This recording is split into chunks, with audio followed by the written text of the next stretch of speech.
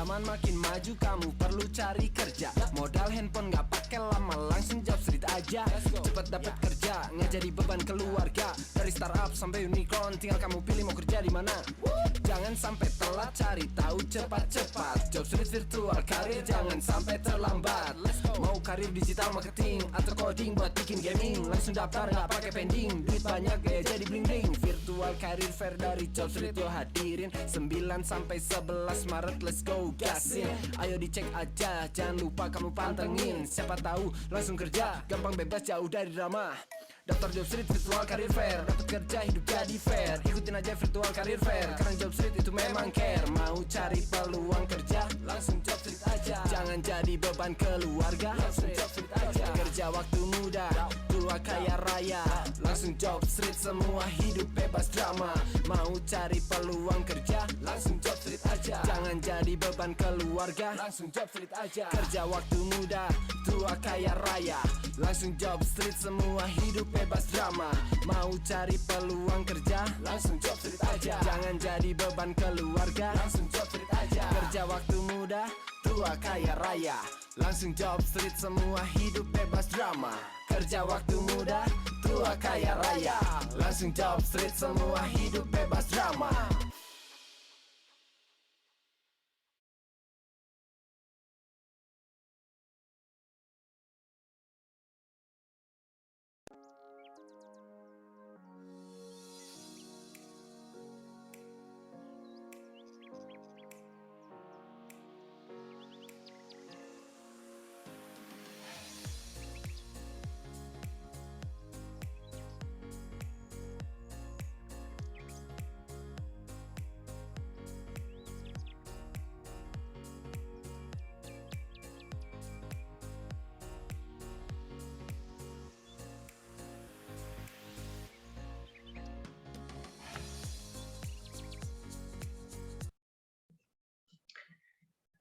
Halo, selamat siang teman-teman semua. Selamat datang kembali di Virtual Career Fair dari Job Street di hari ketiga.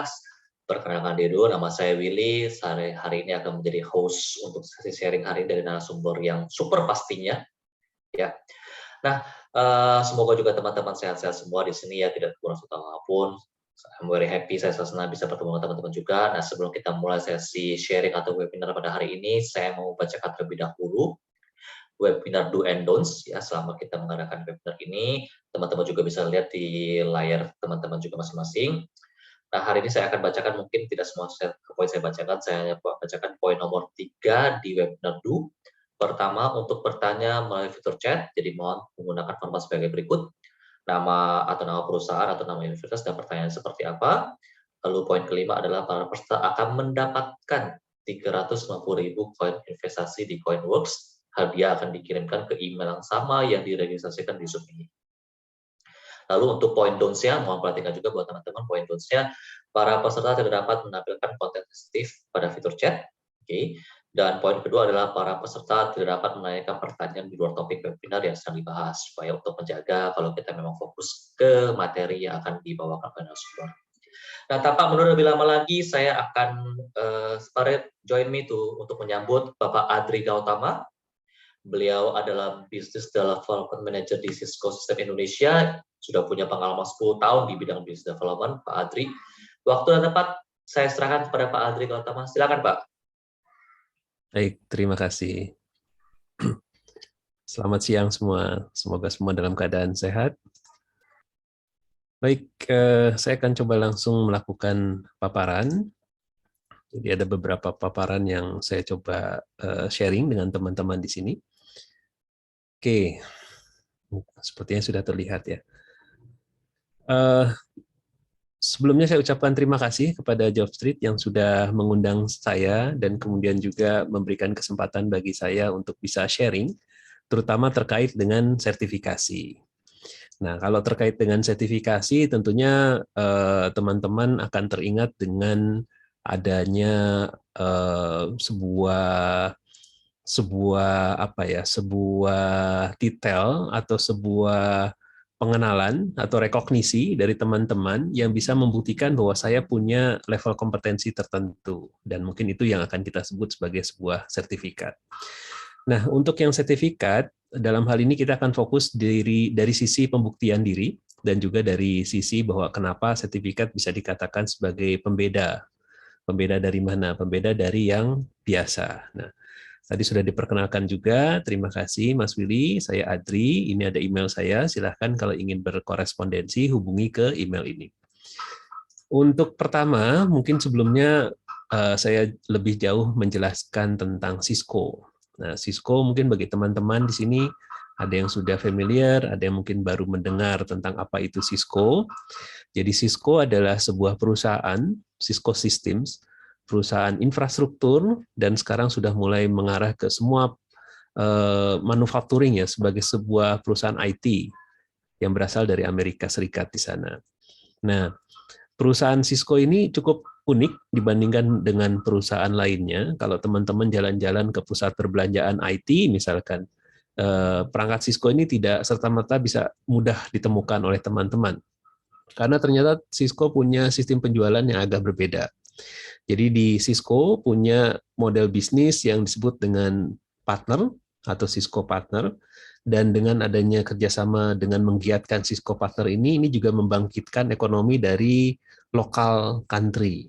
Dalam artian teknologinya memang dari global, produknya dari global, tapi di setiap negara ini dipersiapkan perusahaan lokalnya sebagai mitra.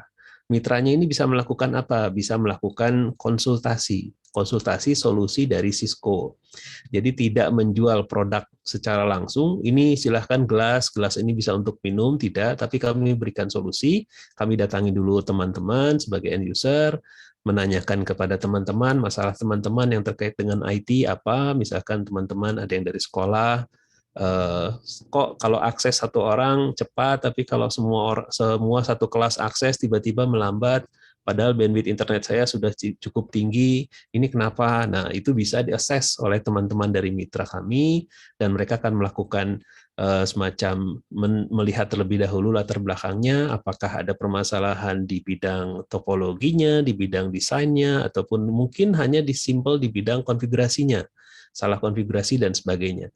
Nah, teman-teman mitra ini di awal adalah teman-teman mitra yang tentunya sudah kami pilih, dan kami tidak sembarang pilih. Nah, mereka harus melalui sebuah proses rekrutmen. Pada saat menjadi Cisco Partner, melewati sebuah proses rekrutmen, karena mereka banyak, di Indonesia sendiri sekarang sudah lebih dari 600 mitra seluruh Indonesia, proses seleksinya menjadi sulit. Dan supaya menjadi lebih mudah, bagaimana caranya? Di line bisnis Cisco Partner ini kita buatkan dengan program sertifikasi. Jadi dari partnernya itu sendiri, perusahaannya itu sendiri kita sertifikasi. Sertifikasinya nanti ada Premier, ada Select, ada Gold dan sebagainya. Nah, masing-masing level ini menentukan kapasitas atau kemampuan mereka. Karena mereka pada saat misalkan sertifikasi di tipe A, maka mereka boleh berjualan teknologi A.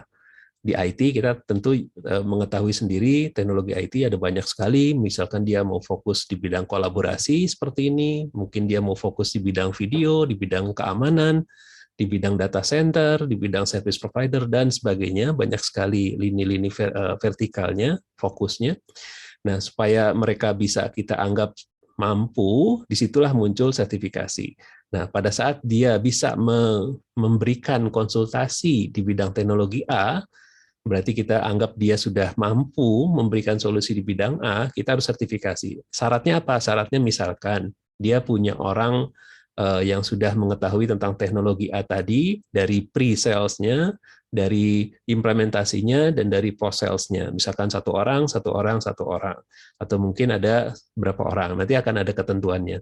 Nah, dengan sertifikasi perusahaannya, berarti perusahaan juga harus membuat link atau meningkatkan kompetensi dari masing-masing pekerja mereka sehingga bisa memenuhi syarat untuk menjadi mitra dari Cisco. Nah, dalam perjalanannya ternyata sertifikasi ini juga dikenal oleh di luar Cisco. Kenapa? Karena ternyata ada levelnya di bidang sertifikasi tadi. Sertifikasinya ada yang digunakan untuk level associate, ada yang digunakan untuk level profesional, bahkan sampai ke level expert.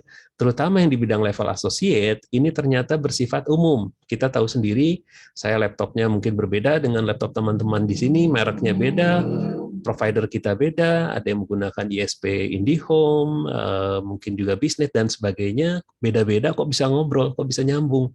Karena ternyata ada protokol yang sama, ada standar yang sama.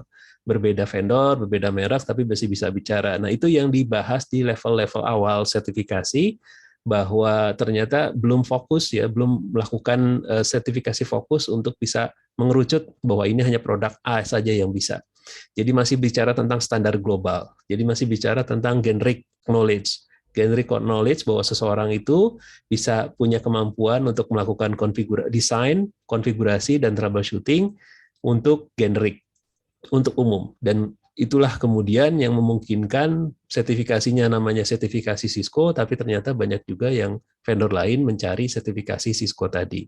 Nah, kenapa kita langsung bicara ke dalam sertifikasi? Karena ternyata di dalam sertifikasi ini adalah sebuah pembuktian, ya. Jadi di sini sudah dilakukan sebuah survei dari Tech Manager Readout Cisco Oktober 2019 kemarin, bahwa dengan sertifikasi ini memvalidasi skill kita.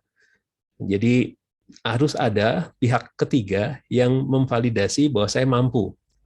Karena kenapa? Karena misalkan saya kenal dengan Mas Willy, kemudian kalau bicara tentang laptopnya rusak, saya aja deh, ke Adri aja betulinnya.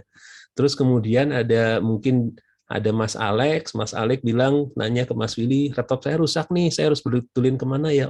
Ke Mas Adri aja. Ini karena Mas Willy kenal dengan Mas Alex. Tapi kalau Mas Alex tidak kenal Mas Willy, dia googling, dia cari tahu, dia lihat ada nama Adri, tapi dia nggak percaya. Kenapa? Karena Adri ini belum mendapatkan label yang dipercaya, yang disertifikasi.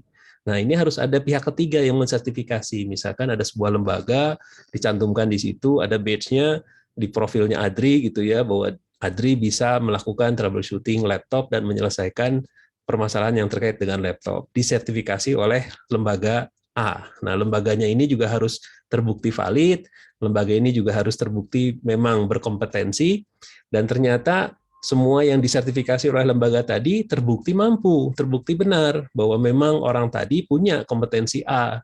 Dibilang bisa laptop, ternyata memang bisa, gitu ya, tidak hanya sertifikasi kosong di atas kertas, tapi memang benar-benar diuji oleh si lembaga tadi. Nah, akhirnya saya, Adri ini bisa berjualan jasa saya ke orang lain, bahwa dengan menggunakan jasa saya, Anda dijamin. Kenapa dijamin?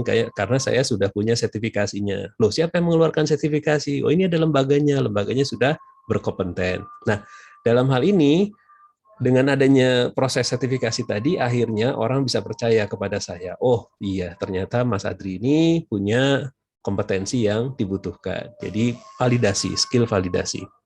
Kemudian dalam perkembangannya, setelah kita lulus, setelah kita certified, ternyata kita juga mendapatkan akses ke dalam sebuah komunitas teman-teman yang sudah bersertifikasi.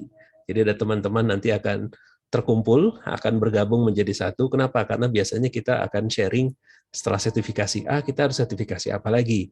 Atau bahkan kita diskusi, nanti kalau setelah sertifikasi A selesai, saya mau ke sertifikasi B, saya harus belajarnya dari mana? Harus belajarnya bagaimana?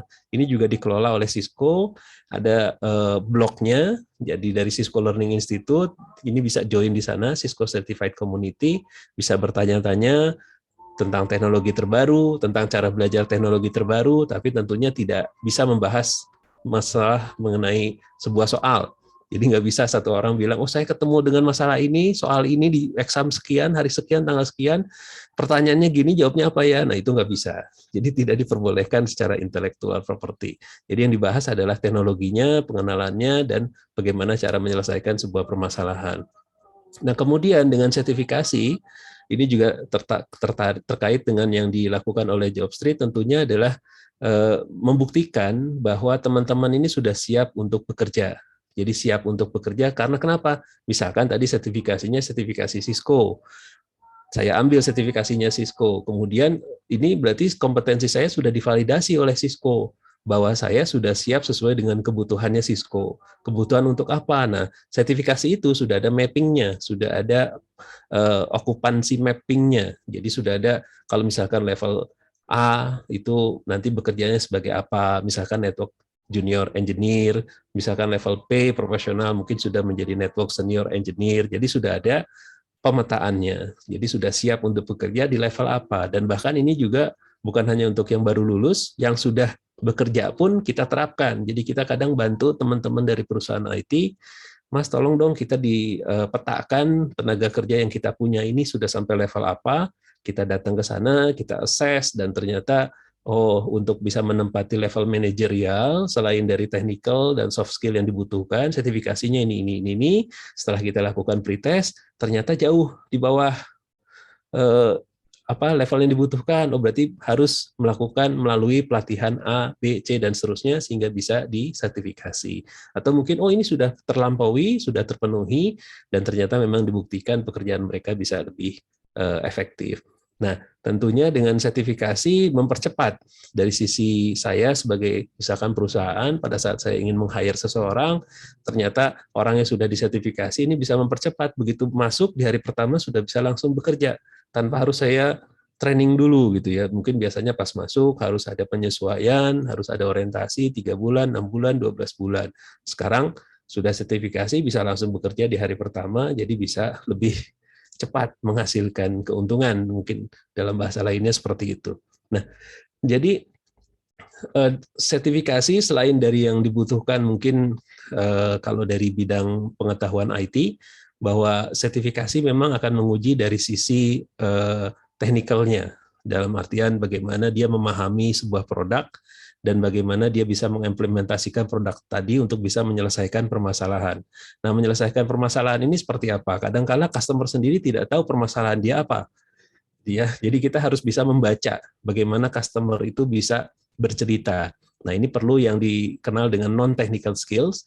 Jadi bagaimana berkomunikasi dengan baik dengan customer sehingga customer bisa bercerita dengan tenang gitu ya, dengan jelas permasalahannya apa, dan kemudian kita sebagai konsultan bisa menjelaskan rangkaian problem solving-nya seperti apa. Kita terapkan critical thinking, kita terapkan juga mungkin problem solving, bagaimana kita bisa memecahkan permasalahan besar dari customer tadi menjadi tahapan-tahapan yang bisa diterapkan dalam hal teknikalnya.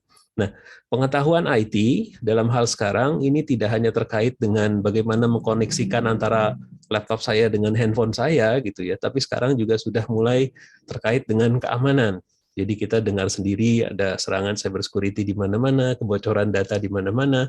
Mungkin teknologinya sudah masuk, sudah bagus, tapi mungkin orangnya yang belum sadar, orangnya dengan sukarela mengklik undangan untuk mendapatkan voucher seperti itu ya, kelihatannya valid, ternyata tidak valid, ternyata phishing gitu dan sebagainya. Ini juga diperlukan pemahaman security. Nah, di bidang security ada network security, cyber security. Dan sekarang zamannya untuk bicara tentang sertifikasi, bahwa orang yang mengetahui network juga ternyata harus tahu sedikit tentang pemrograman. Dan orang yang melakukan pemrograman sekarang juga harus tahu tentang network. Jadi yang bicara tentang aplikasi, membuat aplikasi di handphone, di mobile device dan sebagainya, dia harus paham bahwa komunikasi mereka, konektivitas mereka di belakang layar dengan infrastruktur IT. Nah, komunikasinya seperti apa? Mereka harus paham. Komunikasi, routingnya, mungkin juga ada cost biaya yang nanti kalau menggunakan data besar seperti apa, menggunakan data kecil seperti apa, mereka harus melakukan pemahaman tadi. Jadi sudah merge, sudah bergabung sekarang menjadi sebuah dunia baru yang kita akan kenal sebagai programmable infrastructure skills. Jadi sudah bergabung antara software engineering dengan network engineering. Nah, jadi bisa disimpulkan di dalam sertifikat bahwa pengetahuan itu adalah sebuah kuasa gitu ya, sebuah kekuatan, dan kemudian sertifikasi itu adalah buktinya. Dari di awal dengan saya sudah bisa menyelesaikan laptopnya Mas Willy, berarti saya bisa. Tapi dijual ke orang lain bahwa saya bisa, apa buktinya gitu kan? Apakah buktinya ada video YouTube-nya dan sebagainya, dan ternyata validasi berikutnya adalah sertifikasi dari orang ketiga. Mungkin Mas Willy ngasih tulisan, saya bersaksi bahwa laptop saya diselesaikan dengan baik oleh Mas Adri dan sebagainya. Nah, itu jadi sertifikasi kan gitu ya. Kurang lebih cerita simpelnya. Nah, sertifikasi ini adalah bukti. Dan dengan bukti ini saya bisa jual servis saya ke orang lain. Nah, Cisco dari awal memang sebagai pionir di bidang networking, terutama juga di awal cerita Nama Cisco itu diambil juga dari jembatan San Francisco di sana, dan dari sana pula ada 2 orang, suami istri yang berbeda kampus dan ingin melakukan komunikasi dengan protokol masing-masing di kampus masing-masing, dan muncullah ide untuk membuat Internet Gateway, dan muncullah dengan sebuah produk Internet Gateway yang dikenal dengan nama Cisco. Oke, nah ini juga menjadi sebuah pembuktian bahwa kalau perusahaan saya misalkan punya karyawan yang bersertifikasi, ini meningkatkan akses value dari perusahaan saya sendiri. Jadi kadangkala juga meningkatkan kepercayaan diri dari teman-teman. Kenapa? Karena kadang pada saat saya lihat, oh ternyata perusahaan B yang saya akan hadapi rapat besok itu CCIE, sertifikasinya sudah tinggi gitu ya, sudah expert. Itu kadangkala punya apa ya? Punya rasa segan gitu ya dengan adanya, oh nanti ketemu sama yang CCIE ini, ngomongnya harus bagus nih.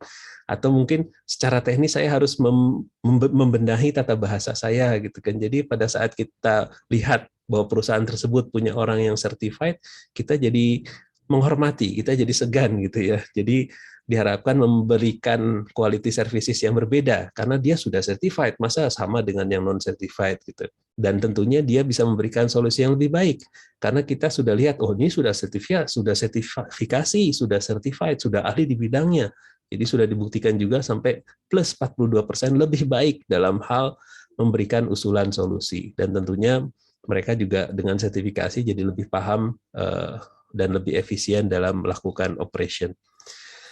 Nah, Cisco Certified Employee juga menjadi sebuah strategic asset ya, diantaranya tentunya pada saat saya sebagai seorang karyawan, saya punya sertifikasi, maka saya percaya diri, dan dengan kepercayaan diri saya, orang lain juga lihat, oh kredibel nih. Kenapa kredibel? Karena sudah disertifikasi. Kenapa sih kok Cisco Certification ini sangat kredibel?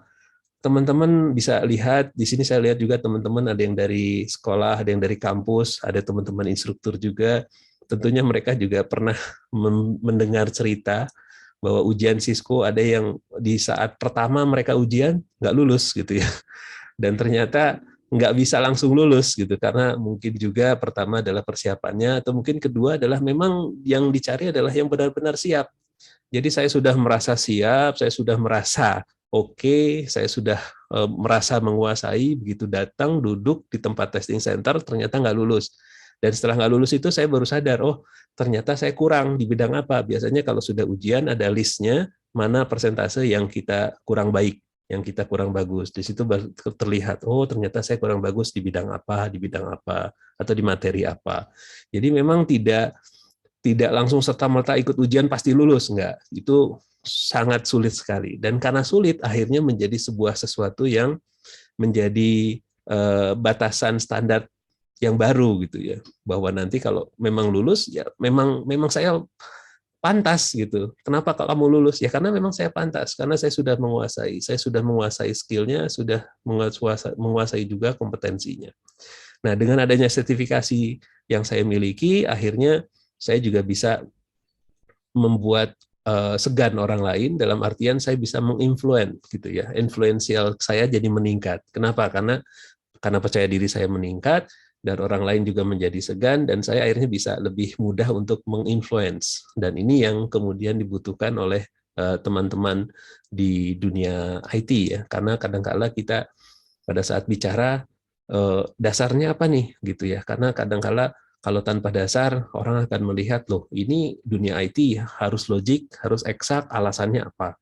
Tapi pada saat kita bicara, kita akan dianggap, oke, ini sesuai dengan yang dibutuhkan, sesuai dengan best practice. Loh, kenapa kok kita percaya sama dia? Ya, dia sudah certified, gitu. Kurang lebih seperti itu ya. Nah, jadi apa yang dilakukan, apa yang dicari oleh sertifikasi dari Cisco, bahwa Anda lah yang bisa menentukan Anda maunya kemana. Jadi kita yang menentukan, oh saya mau sertifikasi menjadi ahli di bidang jaringan networknya engineer, atau mau sertifikasi di bidang keamanan, cyber security, atau mau mungkin di bidang developernya, networknya, dan sebagainya ya. Atau mungkin saya ingin mau fokus di bidang yang lain, itu juga bisa diterapkan sebagai batu loncatan. ya, sebagai batu loncatan untuk memahami secara teknis sebuah teknologi seperti apa dan mungkin akan dirakit dan digabungkan dengan pengetahuan yang lain gitu.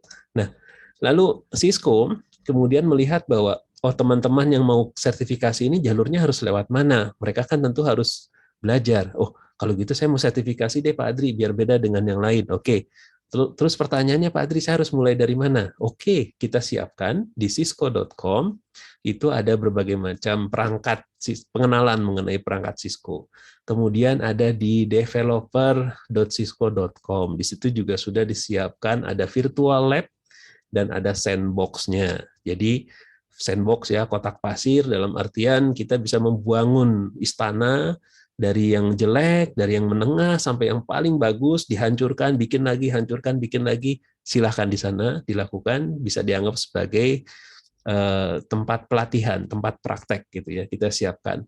Dan itu sifatnya bisa diakses secara virtual dan cukup dengan menggunakan login dari NetAcad ataupun login dari Cisco ID yang dibutuhkan di developer.cisco.com.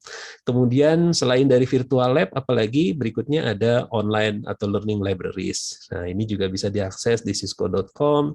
Kemudian juga ada certified skills dari Cisco Learning Institute dan juga dari Cisco Networking Academy. Nah, pada saat sudah menyelesaikan sebuah course, ini yang menarik, pada saat sudah menyelesaikan sebuah course, Anda belum certified, belum bisa dikatakan sebagai certified, baru menyelesaikan. Tapi pada saat sudah menyelesaikan, Anda sudah diberikan reward. Rewardnya apa? Nah, teman-teman nanti akan dapat training badge. Nah, badge ini bisa diverifikasi, karena dia diterbitkan oleh pihak ketiga, dan link verifikasi dari pihak ketiga tadi bisa diupload di sosial media teman-teman. Jadi bisa dikabarkan ke orang lain, hey, saya sudah menyelesaikan pelatihan ini. Pada saat mendengar bahwa Anda sudah menyelesaikan sebuah pelatihan, orang lain juga sudah menganggap, oh Anda berarti harusnya sudah paham nih tentang ini. Gitu. Jadi dengan harapan nantinya teman-teman juga mengambil ujian sertifikasinya. Jadi jangan sampai hanya menyelesaikan, tapi kemudian tidak sampai ke level sertifikasi. Nah, ini adalah gambaran dari sertifikasi Cisco. Ya, jadi ada gabungan tadi antara engineering dan juga software. Jadi sudah menjadi satu dunia sekarang. Karena orang software harus tahu network, orang network harus tahu software juga. Tetap kita terapkan untuk jalur engineering ada dari level associate sampai ke expert, dan software juga kita terapkan dari yang DevNet associate sampai ke DevNet Expert. Ini masing-masing ada portfolionya, masing-masing ada jalur ujiannya, dan di bidang Cisco Certified CCNA pun itu sudah ada pembahasan tentang software development, dan di bidang software DevNet Associate-nya juga sudah ada materi tentang sedikit dari network. Jadi ini sudah sedikit lebih bagus dan sedikit lebih fokus dibandingkan dengan sertifikasi yang sebelumnya. Nah, ini perkembangannya. Jadi kalau saya mau menjadi sertifikasi di bidang network engineer, misalkan CCNA, Cisco Certified Network Associate. Ini tinggal mengambil satu ujian. Ujiannya cukup lumayan ya, $300. Jadi kalau gagal cukup gigit jari juga gitu ya. Tapi dengan berbagai macam program yang ditawarkan di Cisco, Anda bisa mendapatkan voucher untuk exam tadi. Jadi tidak perlu bayar penuh. Nah, untuk yang CCNA 1 kali ujian.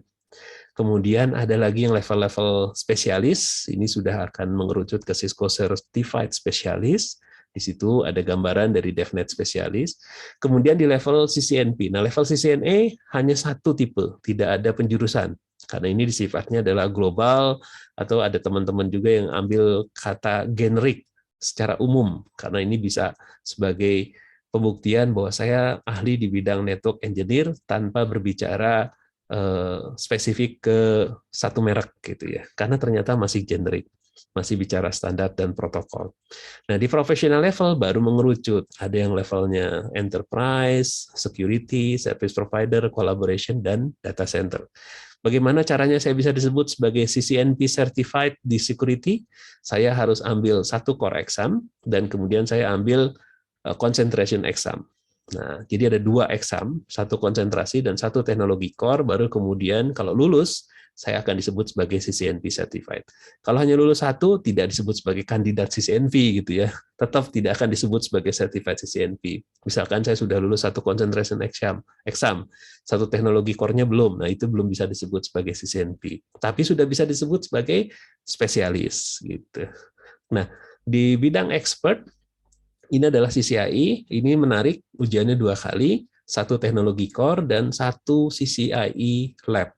Nah, ini 1 ujian lab. Jadi 1 praktek. Berarti yang sebelumnya tidak ada ujian lab. Ya, yang sebelum-sebelumnya tidak ada ujian lab, ujiannya hanya duduk di testing center. Walaupun pada saat ditanya, di bidang pertanyaannya mungkin ada beberapa yang harus kita pahami dari sisi konfigurasi sehingga bisa menjawab pertanyaan tersebut. Nah, kalau yang sisi AI Lab memang benar-benar kita melakukan konfigurasi, jadi benar-benar diuji praktikalnya. Nah, yang bawah ini adalah yang developer, Cisco DevNet. Ini juga sama, kita akan belajar tentang konfigurasi, troubleshooting, desain konfigurasi dan troubleshooting, terutama terkait dengan bagaimana menguasai mendevelop solusi-solusi yang ada di Cisco, programmability-nya seperti apa, API-nya seperti apa, produknya seperti apa, bisa diramu dan dikerjakan menjadi sebuah solusi yang baik dan bisa diaplikasikan untuk bisa memenuhi atau bisa menyelesaikan permasalahan yang dialami oleh end user kita. Nah, ini yang tersedia di Cisco. Nah, dengan adanya sertifikasi ini, nanti pada akhirnya diharapkan teman-teman menjadi terbuka bahwa sertifikasi Cisco ini ternyata bisa diambil dari mana saja dan kapan saja. Jadi bisa diambil sambil working from home atau school from home saat ini, bisa belajarnya dari mana, bisa belajar sendiri, bisa belajar dari institusi, bisa belajar di kampus masing-masing yang mungkin sekarang sudah menjadi bagian dari Cisco Academy, bisa juga menjadi bagian dari program pemerintah dengan Digital Talent Scholarship-nya dan sebagainya. Jadi banyak sekali jalan untuk belajar mengenai sertifikasi Cisco, tapi untuk ujian sertifikasinya hanya di 1 tempat, dan kebetulan 1 tempat tadi juga sudah menyediakan 2 tipe ujian ya, bisa online dan juga bisa offline. Jadi bisa dilakukan secara fisik datang ataupun secara fisik kita tetap di ruangan kita masing-masing dan dengan ketentuan yang ditentukan kita bisa ujian secara online. Mungkin itu gambaran sertifikasinya, mungkin saya akan kembalikan ke Mas Moderator. Terima kasih. Baik, terima kasih Pak Adri, very inspiring and very insightful juga. Ini juga, to be honest, buat saya juga membuat tambah ilmu juga buat saya, karena saya tahu cuma CCNA ya Pak, to be honest. Ya, tapi saya tahu, oh ternyata sertifikasi itu banyak tahapan-tahapan juga ya. Saya tahu cuma CCNA aja. Baik, terima kasih Pak Adri. Mungkin saya akan buka sesi tanya jawab. Tadi saya lihat sudah ada yang raise hand ya. Sebentar, tadi ada 1 yang raise hand. Dari Pak Asriadi mungkin, tadi saya sempat ingat Pak Asriadi. Kalau memang masih mau bertanya, boleh dibuka mic-nya, operator.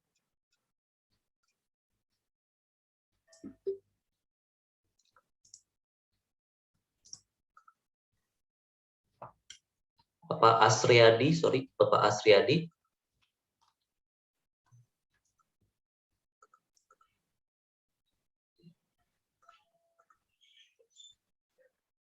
Dari admin tolong bisa di unmute untuk Pak Asriadi mungkin.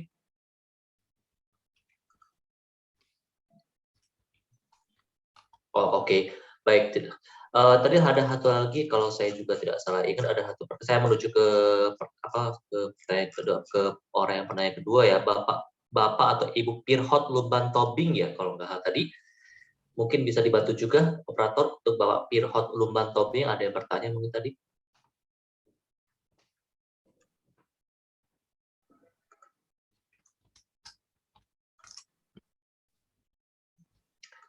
Baik, ini ada yang bertanya dari Bapak Angga Frianto. Bisa di-unmute admin Bapak Angga Frianto. Gimana Kang Angga? Baik. Sore Pak Adri. Sore, salam kenal Pak Angga. Salam kenal. Salam kenal untuk hari ini. Pak, ada yang sedikit saya penasaran sih Pak, sebenarnya dari kemarin-kemarin, dari dulu ya sebenarnya ya. Kan kalau tidak salah yang namanya sertifikasi itu ada expire-nya gitu ya Pak ya. Ya 3 tahun misalnya gitu ya. Nah yang saya penasaran tuh hitungan 3 tahun itu gimana ya Pak? Atau pertimbangannya kenapa 3 tahun? Kenapa nggak 5 tahun gitu Pak?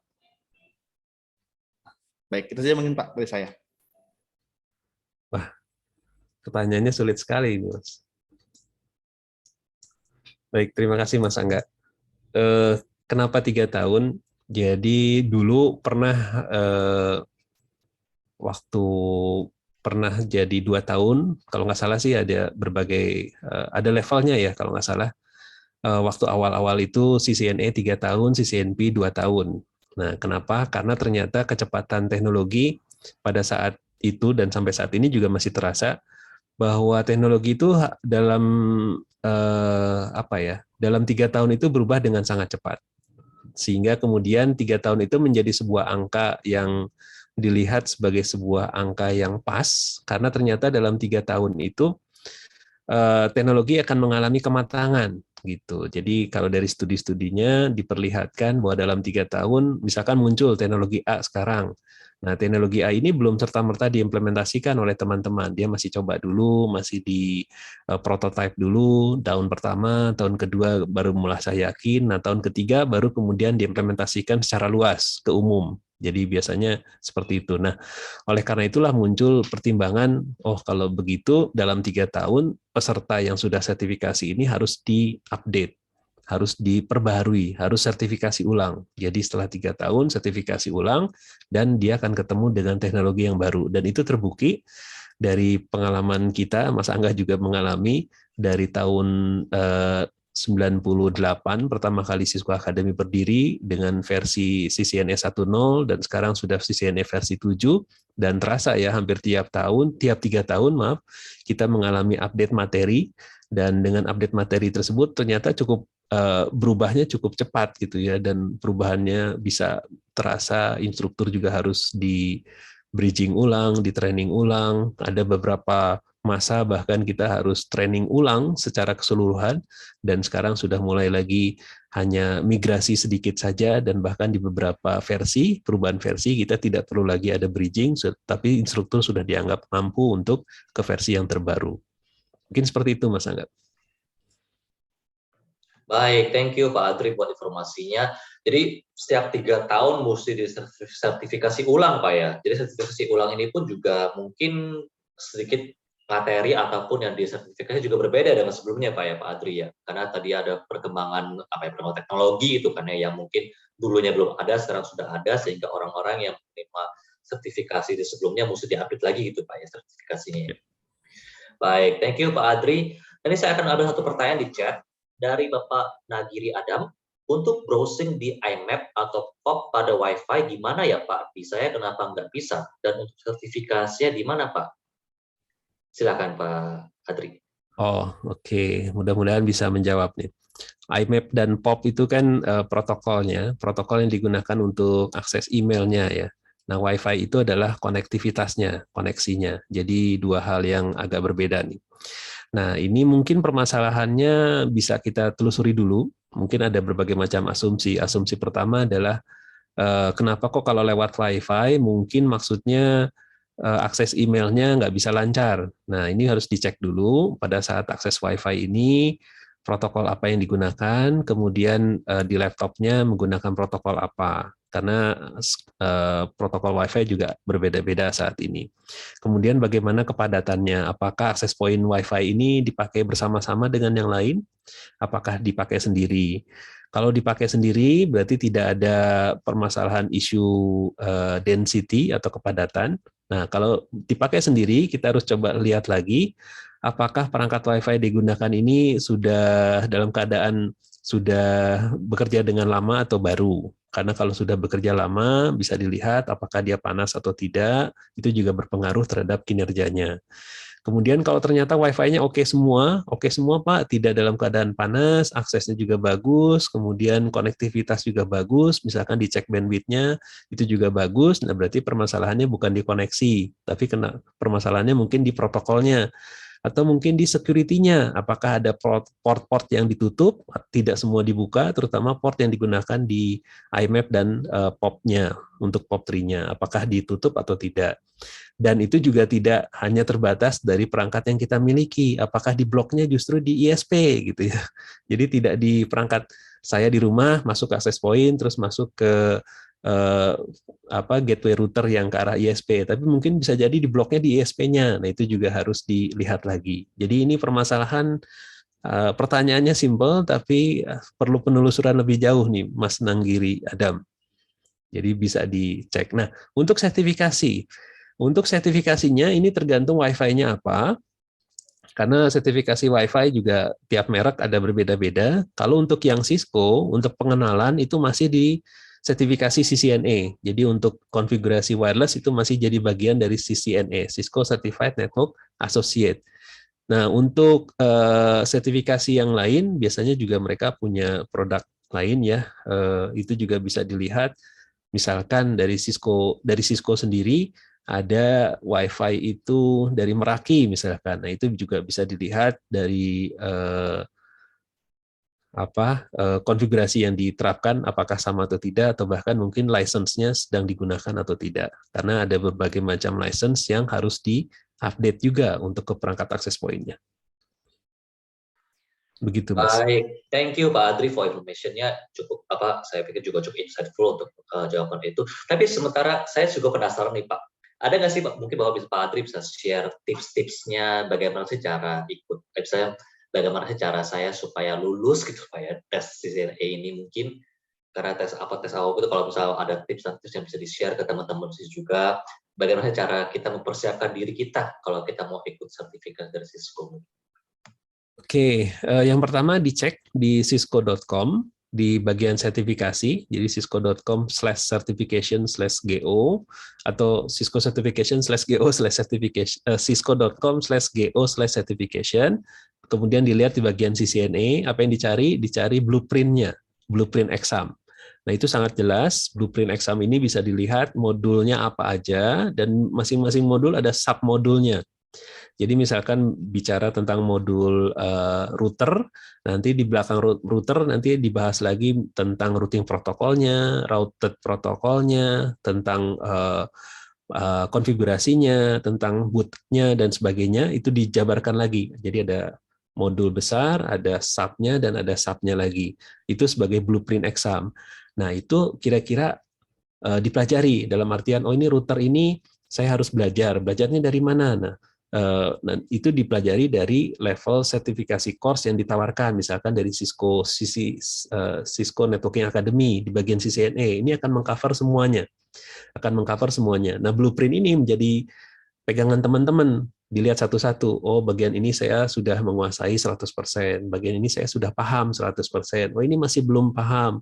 Nanti dilihat lagi materinya. Itu bisa dilihat, nanti di-search, di-mappingkan dengan materi modul berapa, chapter berapa yang ada di Cisco Academy, atau mungkin kalau teman-teman beli bukunya langsung ke Cisco Press, itu nanti bisa dilihat, di daftar isi, kira-kira harus belajar tentang apa lagi. Jadi dilihat, ada semacam blueprint-nya, nanti dilihat mana yang sudah dikuasai, mana yang belum, nah yang belum dikuasai dipelajari lagi. Nah, dipelajari dalam artian belajar teori background-nya, latar belakang teorinya, dan kemudian kalau dia bisa dipraktekkan, kita belajar prakteknya. Nah, untuk prakteknya ini juga sudah dipermudah, nggak perlu beli perangkatnya, sudah bisa dengan simulator, dengan Cisco Packet Tracer. Jadi dilihat di simulatornya, konfigurasi apa yang harus diterapkan, apa yang harus dilakukan. Itu juga bisa langsung memahami cara kerjanya gitu ya. Jadi teorinya gimana, cara kerjanya gimana. Kalau semua sudah ditik, sudah 100% dikuasai, insya Allah lulus. Gitu. Dan kalau ternyata nggak percaya diri, itu di Cisco Learning Institute-nya di cisco.com ada satu bagian yang memungkinkan teman-teman untuk kayak pretest gitu ya. Kayak ini, bukan pretest, tryout. Kayak tryout gitu ya. Jadi ada tryout menguji kesiapan kita untuk level CCNA kira-kira ini lulus atau enggak gitu. Itu juga bisa menjadi acuan percaya diri dan kemudian bisa ujian di tempat yang dituju untuk sertifikasi industrinya. Baik, jadi blueprint ini semacam kayak kisi-kisinya lah ya kalau mau ujian gitu Pak ya, kalau bahasa awamnya bilangnya kisi-kisi gitu ya, Tuh, kisi-kisi penulisan kisi-kisi. teori, dan kita dari Cisco pun juga menyediakan semacam simulatornya ya kalau misalnya Ada. praktek gitu kan ya, nggak percaya dengan teorinya kita praktekkan supaya lebih lebih percaya diri gitu kan. Dan juga tadi Pak Adri juga sempat bilang ada tryout-nya gitu kan ya, kalau misalnya takut sebelum kita ujian beneran gitu kayak kita coba dulu tryout-nya, kira-kira kalau saya tryout dapat grafnya berapa ya, kalau misalnya ternyata udah nilainya udah cukup bagus, udah lulus, berarti kan kita lebih menambah kepercayaan diri teman-teman juga buat ikutin ujian sebenarnya, ya kan Pak ya. Baik, terima kasih Pak Adri. Saya akan ambil satu pertanyaan lagi dari Bapak Muhammad Yusuf. Yang ingin saya tanyakan ini Pak, mengenai ini, apakah kalau kita ikut exam CCNA kemudian tidak lulus, apakah ada kesempatan lagi untuk ikut exam yang 2 kali atau hanya 1 kali exam jika tidak lulus Pak ya? Oke, terima kasih Mas Muhammad Yusuf, Universitas Negeri Padang. Kalau ujian CCNA tidak lulus, silahkan ujian lagi berkali-kali sebanyak mungkin sampai Anda lulus. Tapi setiap kali ujian Anda harus bayar. Gitu ya. Nah, Ya, kalau 300 USD Pak ya. betul, tapi saya lihat Universitas Negeri Padang ini juga Cisco Academy dan mungkin Mas Yusuf ini dapat voucher. Nah, vouchernya hanya berlaku sekali. Jadi dapat voucher, diambil untuk ujian, di-redeem, sudah selesai 1 kali. Nanti ujian berikutnya bayar penuh. Gitu. Baik, terima kasih Pak Adri. Ada pertanyaan dari Pak Robert Netindo. Pak, dari Cisco sendiri, apakah ada support untuk peserta calon sertifikasi di segmen edukasi, baik tingkatan SMK sampai dengan setara universitas, mungkin visi atau semacamnya? Silakan Pak. Oh ya, ini terima kasih Mas Robert nih ya, terima kasih pertanyaannya. Untuk visit sebelum pandemi kita rajin visit Pak. Jadi kita datangi kampus-kampus, bahkan sampai ke SMK juga, kita lakukan semacam sosialisasi ya, seperti ini materinya, tentang apa itu sertifikasi dan bagaimana cara mendapatkan sertifikasi atau belajar sertifikasinya lewat apa.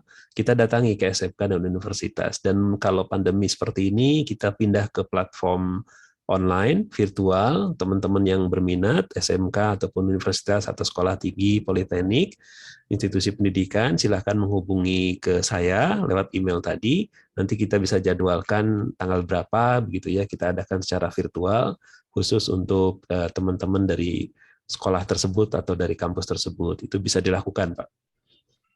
Baik, semoga menjawab Pak Robert. Terima kasih juga Pak Adri. Ya mungkin dulu sebelum pandemi ya seperti apa, sebelum pandemi pastinya sering visit ya ke on off apa yang saya bilangnya offsite gitu kan atau ke offline ya. Tapi karena sudah pandemi juga kita pindahkan ke online kan supaya demi hal transaksi juga. Oke, baik teman-teman, ada yang mau bertanya lagi mungkin ke Pak Adri, silakan loh. Ini kesempatan yang sangat-sangat jarang. Pak Adri bisa join, silakan. Kalau jika teman-teman ada pertanyaan boleh.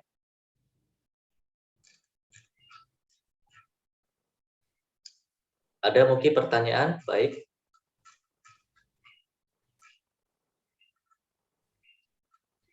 Oke. Oke, ada pertanyaan dari Pak Asep Rais Amarulo. Pak, kalau mau ambil software sertifikasi software Primavera, apakah ada? Wah, saya sendiri baru dengar nih software Primavera nih.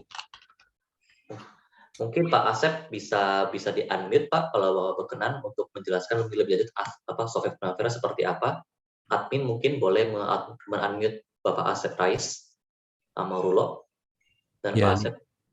Ya. Karena setahu saya Oracle ya Primavera ini, apa ada yang mana gitu coba.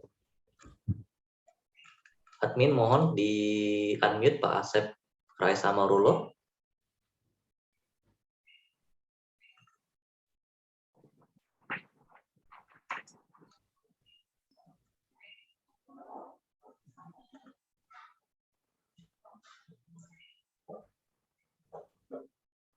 Admin, boleh tolong apakah sudah di-unmute Pak Asep? Halo, sore Pak. Ya, silakan Pak, silakan. Hai Pak Asep, silakan Pak.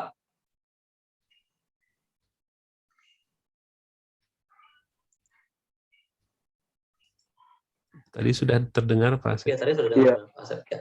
Iya, yang Primavera Oracle itu Pak, yang dimaksud itu. Oh iya, saya tidak bisa jawab Pak.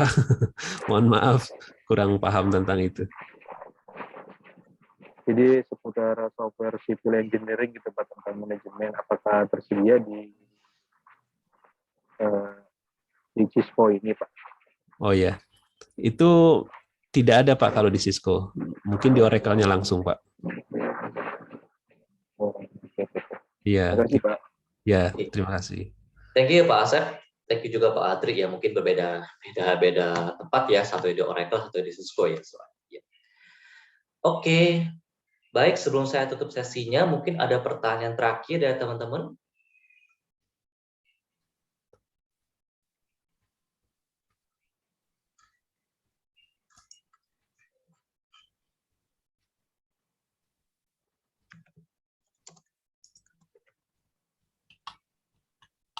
Ada teman-teman?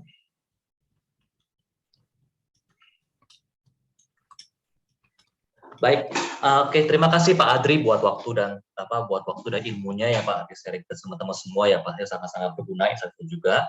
Nah sebelum saya tutup sesinya Pak Adri dan teman-teman, kita akan ngadain sesi foto bareng ya teman-teman, yang jika berkenan boleh hidupin kameranya, kita akan sesi foto bareng ya teman-teman. Saya akan kasih waktu mungkin 10-15 detik buat teman-teman buat hidupin kameranya. Silakan teman-teman, kita akan ada sesi bareng. Yang jika berkenan boleh hidupin kameranya.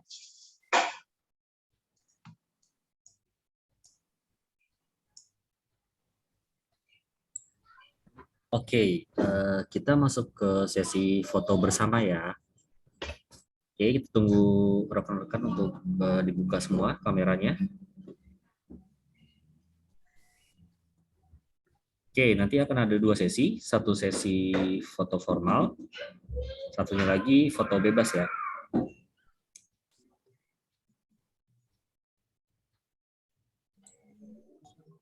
Oke, sudah semua dibuka?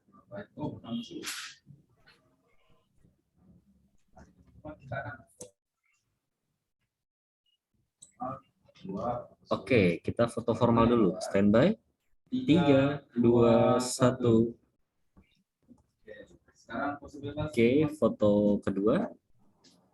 Gaya bebas.